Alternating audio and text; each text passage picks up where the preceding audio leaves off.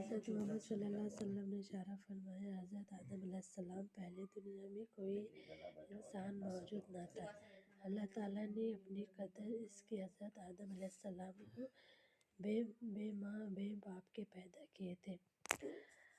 اس قدر حضرت عمر رضی اللہ صلی اللہ علیہ وسلم نے فرمایا کہ دنیا کے پہلے انسان بھی، پھر اللہ تعالیٰ نے آپ کی بیوی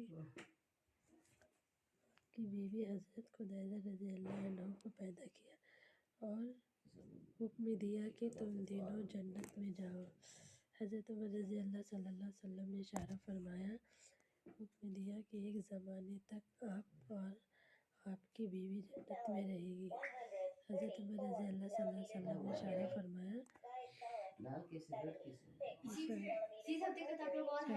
ایک زمانے میں آپ اور آپ کی بیوی جنت میں رہیں گے۔ حضرت عمر رضی اللہ صلی اللہ علیہ وسلم نے فرمایا کہ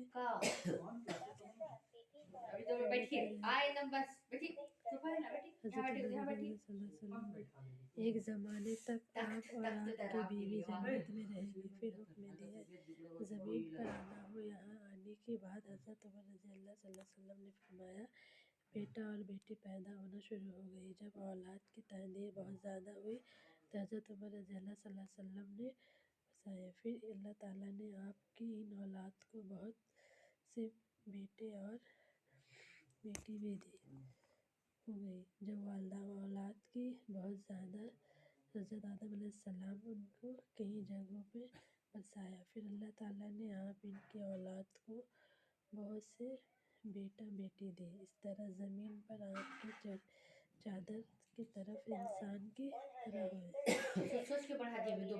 حضرت عمر رضی اللہ صلی اللہ علیہ وسلم نے فرمایا کہ انسان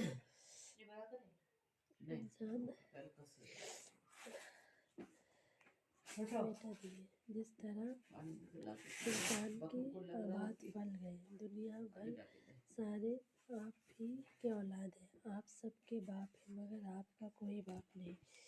حضرت عمر رضی اللہ صلی اللہ علیہ وسلم نے فرمایا کہ اللہ تعالیٰ پیغمبر بنائے، آپ کو ساری زمین کی سنت عطا فرمائے، آمین۔ حضرت عمر رضی اللہ صلی اللہ علیہ وسلم نے اشارہ فرمایا کہ برسا، پھر اللہ تعالیٰ نے اپنے اولاد کو بہت سے بیٹے اور بیٹیاں بھی دی۔ اس طرح زمین پر آپ کی جڑ سے چادر کی طرح انسان آباد پھیل گئے۔ دنیا بھر کے سارے انسان آپ ہی کی اولاد ہیں، آپ سب کے باپ ہیں، مگر آپ کا کوئی باپ نہیں۔ دنیا سب سے پہلے آپ کو اللہ تعالیٰ نے پیغمبر بنا کر بھیجا۔